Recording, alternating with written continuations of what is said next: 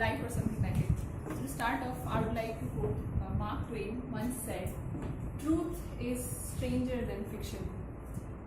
I think life is actually stranger than fiction. Yours truly was born and brought up in Raipur, and then you moved to Odisha, and that time I was still in school. The schooling system is very different in both the places, and that was a pleasant surprise for me. So I was bright as a student there, and once I was in 10th, because of course in Odisha there was a lot of competition, I fell in love. Now you would, so before you start imagining and wondering, I fell in love with physics at that time, and Byju's was not there. So once that was the case, and then I moved to +2, you would know, and anybody who has taken, how many of us have taken science here? So you would know that the quantum depths of physics do not match with the integration peaks of +2, right? And what happens in +2. So of course there is a lot to study, there is no time for yourself and everything, blah blah blah. What happened was, during that time I wanted to be a doctor. So of course there is this whole thing of entrance exams coming in and that you have to prepare for. My mother was into government service, and my father is by far the best doctor that I know, who also charges the least. And funny enough, they didn't want me to get into medical. They wanted me, or in fact, they tricked me into getting into engineering. The whole year that I was preparing, I tried to avoid this thing, getting into engineering somehow. And while I had a very cosmic relationship with biology, I completely did not touch maths for that whole year that I was preparing. But fortunately or unfortunately, destiny had its way, and I got into engineering.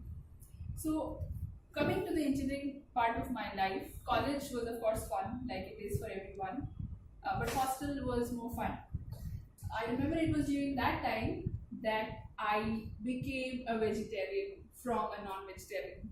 So all of us who have lived in hostel can imagine what a bad time in your life it is to turn from a vegetarian to a non-vegetarian to a vegetarian, and I started hating the peas. So before you again start wondering, P standing for potato and P for paneer. So that is all that we got in our hostel for vegetarian people. So moving on from there, I spent most of my time, of course, like people do in case of engineering, and some people call it vacation, in all the M's that you can think of: music, movies, masti, and all that.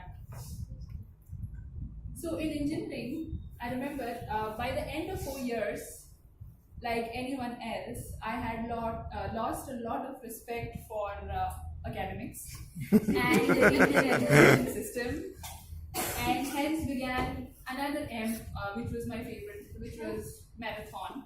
It is movie marathon. I used to watch a lot of movies. I think it was more because I lost that respect that usually comes with it. But at the end of 4 years, because I did not believe in a very typical format, I used to do a lot of projects, and I did a lot of projects which included route navigation system like Google Maps, and speech recognition system like Microsoft has. So I was happy at the end of 4 years. I had taken up a lot of challenges, and although I believed that I was not meant for engineering, I did it.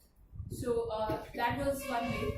There were more challenges coming up in engineering. As you know, people want to be placed, people want to do something in life, and hence began that part of life in college. So then we were preparing for getting placed into corporates, but I had different dreams. I wanted to get into information security. At that time, it was at very nascent stages in the country itself, and although I was placed in a very big corporate, wherever I went and applied for it, everybody said they would need 5 years of experience to start in security. So they would need 5 years of experience to start in security, like the same domain. And it was a paradox for me. I thought, how do you get that experience in that field without even starting? So, and that was the case everywhere. But after months of hard work and determination, I brought up a security group in the company. And then I did a lot of other things.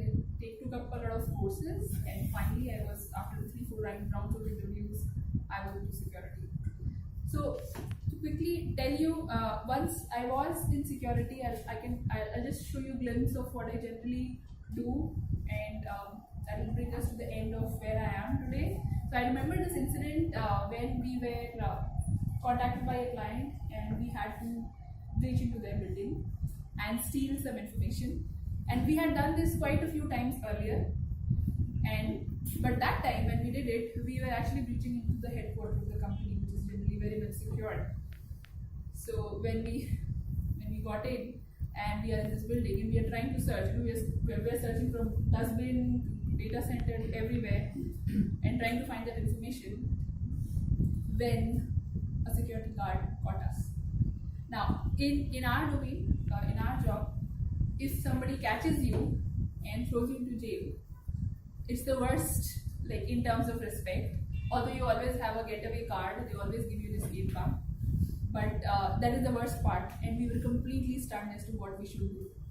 And then he also took us into the room where there were a lot of guards and a lot of cameras, and then somehow we convinced the guard that we were there to meet the CEO. We cooked up a story, and then we escaped.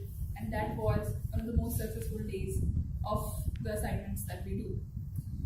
So, aspiring to be a doctor, I could never have imagined that I would do this for a living and also enjoy doing it at the end of the day.